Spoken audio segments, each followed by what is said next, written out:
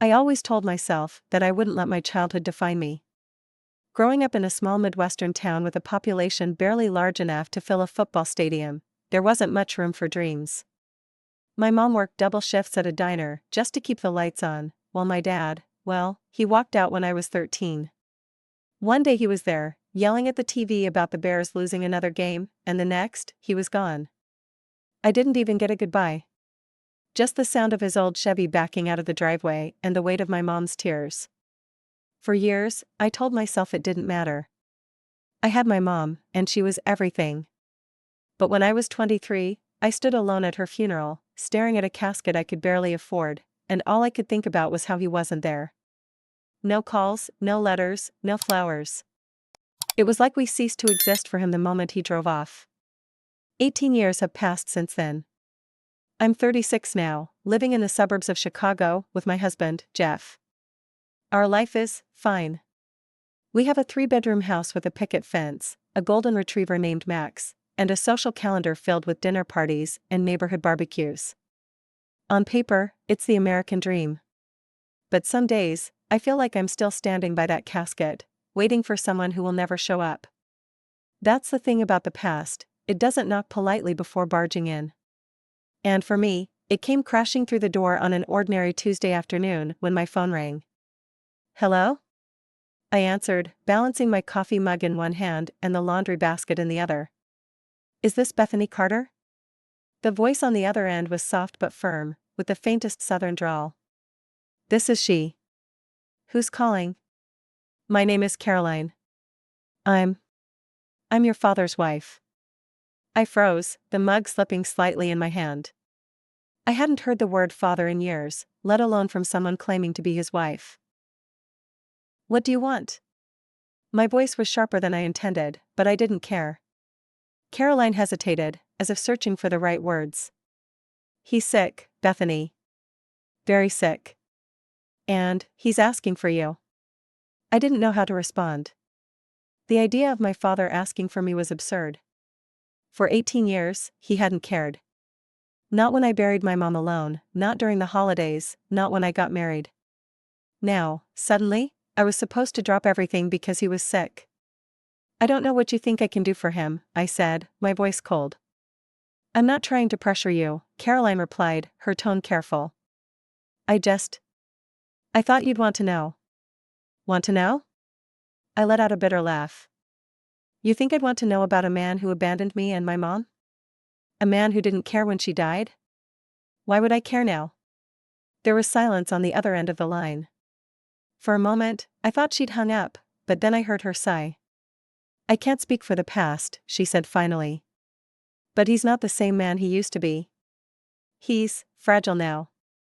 He talks about you all the time, Bethany. About how much he regrets leaving. The words hit me like a punch to the chest, but I refused to let them sink in. Regrets? Now, when was it too late?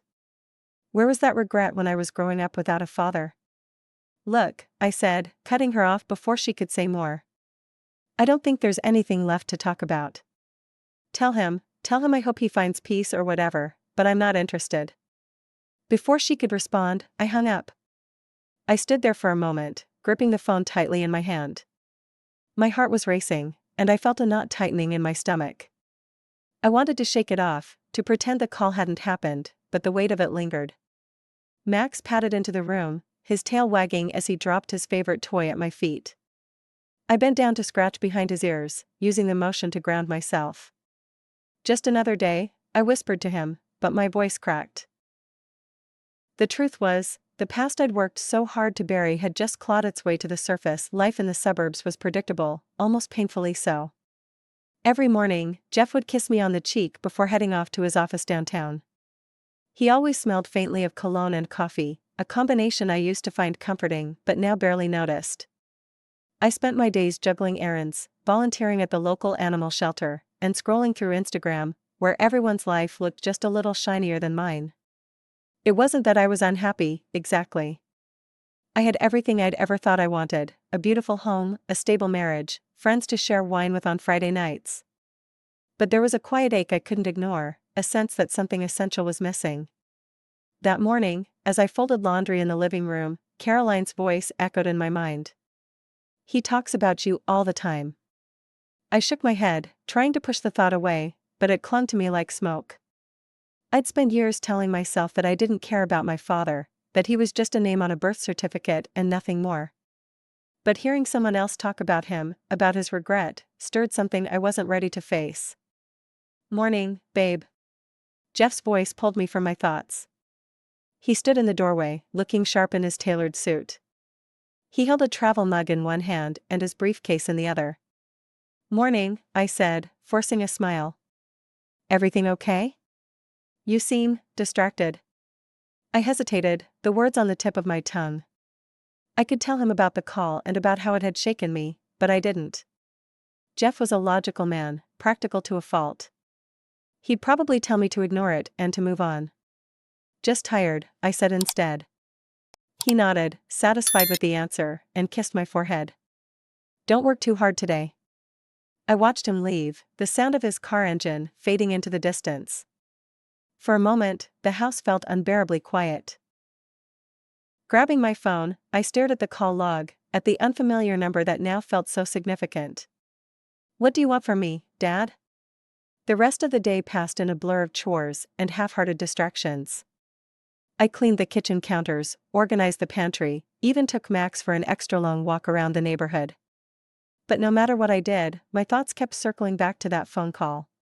By the time Jeff got home, I'd convinced myself to act like everything was normal. I plated the chicken and roasted vegetables I'd made for dinner and poured us both a glass of white wine. "How was your day?" I asked as we sat down at the table. "Busy," he replied, cutting into his chicken. "The Anderson case is finally wrapping up. Feels like I've been working on it forever." "That's good," I said, nodding. Jeff paused and looked at me.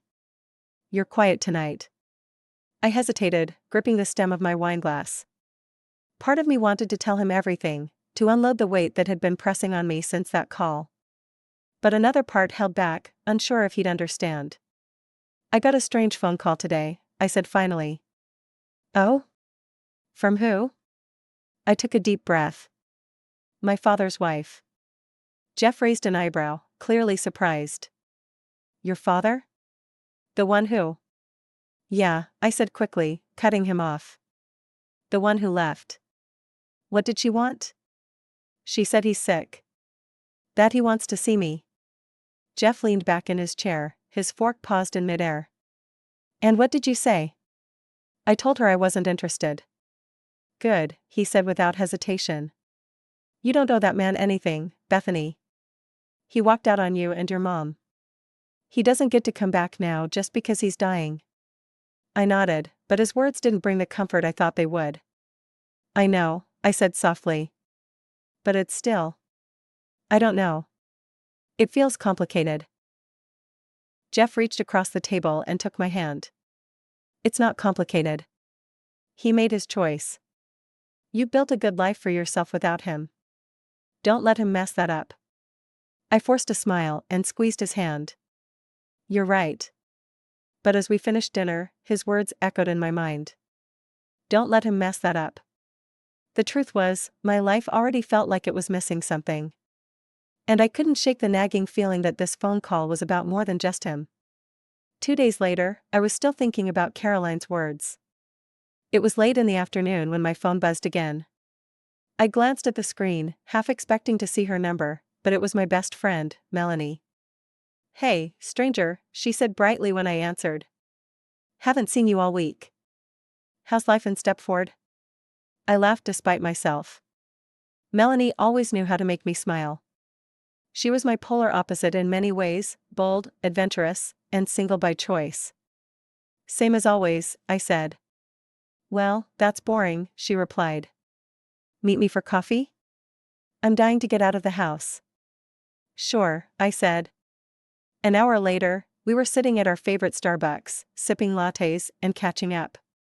The cafe was bustling with the usual crowd, students with laptops, moms with strollers, and office workers on their breaks. "So, what's new?"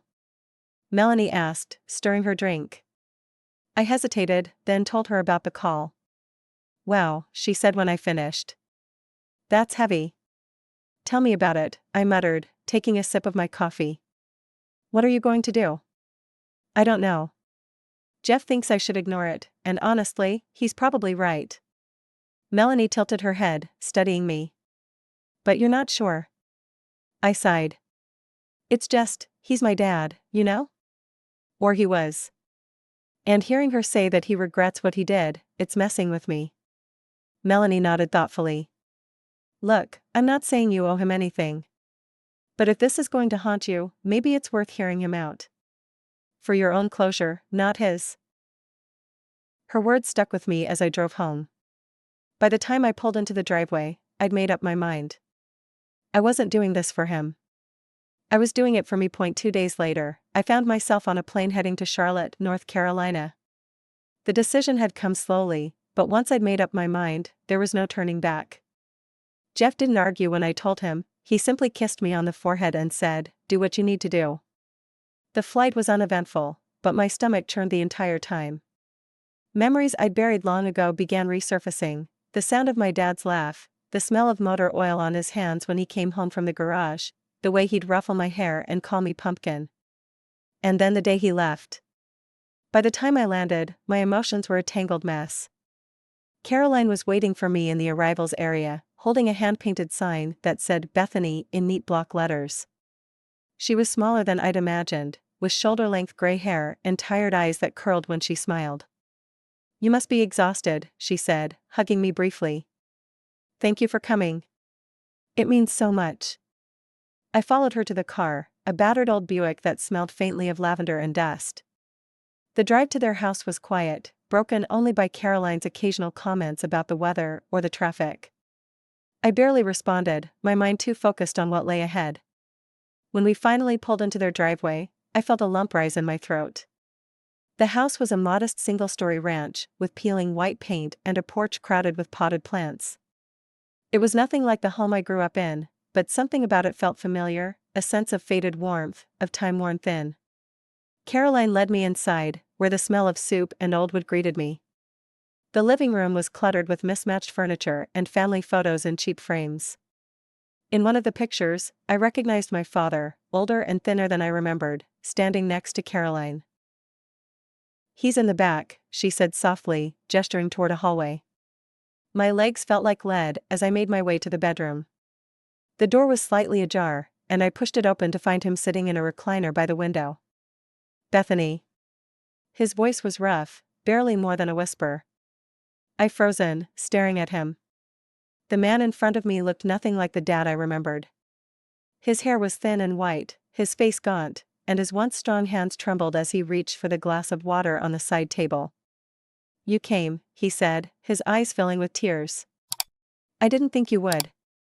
I wanted to say something sharp, something to remind him of all the years he hadn't been there for me. But the words caught in my throat. "I almost didn't," I said finally, my voice colder than I intended.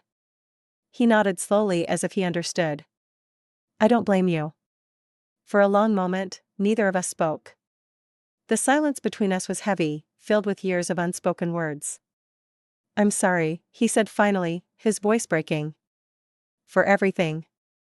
I was a coward, Bethany. I should have been there for you and your mom. But I wasn't. And I'll regret that until the day I die." I crossed my arms, fighting the urge to cry. "Why now? Why call me after all this time?" "Because I don't have much time left," he said simply. "And I wanted you to know. I never stopped loving you." The next few days were a blur of awkward conversations and uncomfortable silences. I stayed in the guest room, avoiding my father as much as possible. Caroline tried to make things easier, cooking meals and chatting with me about her garden, but I could tell she was just as nervous as I was. On the second night, I decided to take a walk to clear my head. The neighborhood was quiet, the streets were lined with oak trees and modest houses. As I turned the corner, I nearly bumped into a man carrying a stack of firewood. "Whoa, sorry about that," he said, steadying himself. "No, it's my fault," I replied, stepping back. He set the firewood down and smiled. "You must be Bethany." "I'm Mark, Caroline's neighbor." Mark was in his early 40s, with dark hair flecked with gray and a kind smile that reached his eyes. We struck up a conversation, and before I knew it, we were sitting on his porch, talking about everything from his work as a carpenter to my life back in Chicago. There was something about him, an ease, a warmth, that made me feel seen in a way I hadn't felt in years. "You've been through a lot," he said after I told him about my father. "It's okay to be angry. But maybe being here is a chance to let some of that go." I nodded, unsure how to respond. As the evening wore on, I found myself lingering, drawn to his presence. It was a dangerous feeling, one I hadn't experienced in a long time. When I finally made my way back to my father's house, my heart was racing. The following day, I found myself thinking about Mark more than I wanted to admit. His laugh, the way his eyes crinkled when he smiled, it lingered in my mind like a song stuck on repeat.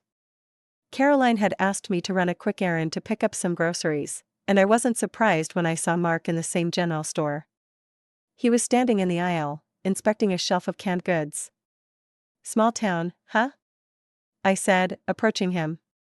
He looked up and grinned. "Bethany. Fancy meeting you here." We exchanged a few pleasantries, and before long, he was helping me carry the bags back to my car. His easy demeanor and genuine interest in what I had to say made me feel like I'd known him for years. "You free later?" he asked casually as he loaded the last bag into my trunk. I hesitated, glancing back toward the house.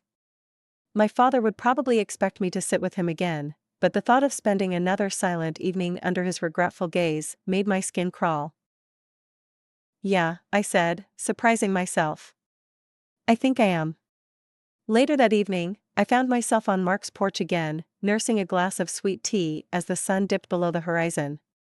"You don't seem like someone who grew up in a small town," he said, leaning back in his chair. "I didn't stay long enough for it to stick," I replied. "Left for college and never looked back." "What brought you back now?" The question hung in the air for a moment. "My dad," I said finally.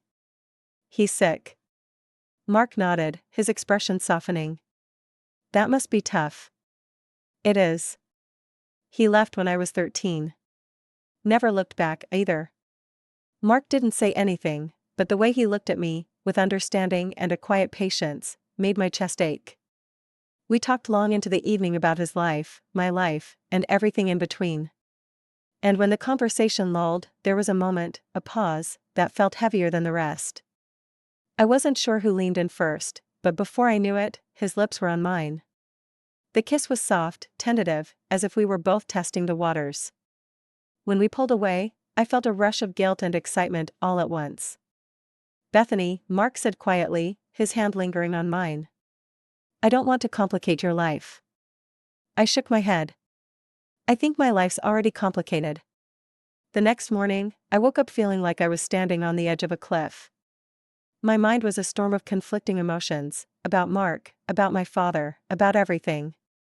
Caroline was in the kitchen when I came downstairs.